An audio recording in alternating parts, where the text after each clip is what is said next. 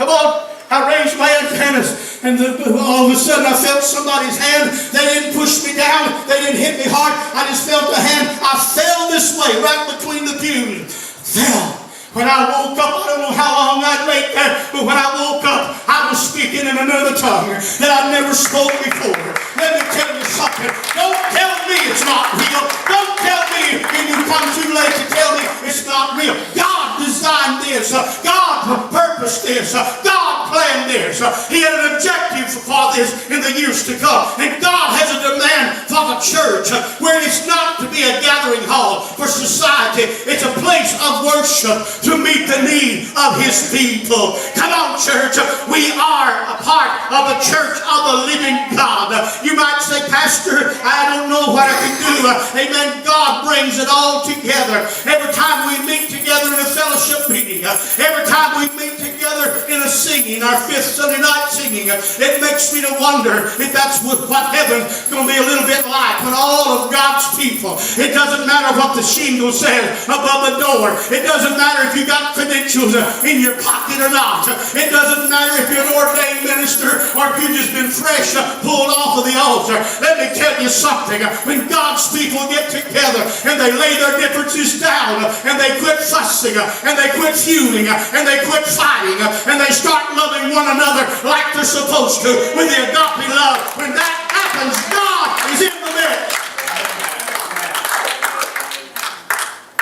I'm not going to apologize to you. You told me to behave, but I can't.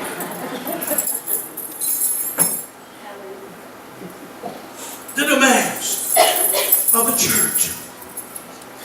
What's my purpose, Pastor? To worship God.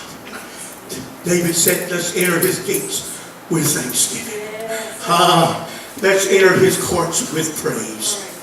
I've often said, I think I'll get a barrel and write junk on it and put it outside the door. And I'll advise everybody that comes in, leave your junk in this barrel. Don't bring it in church, because we don't need no junk. We just need to come in and worship God. Is that all right? Man, the demands of the church. I'm trying to hurry. The demands of the church is to worship God.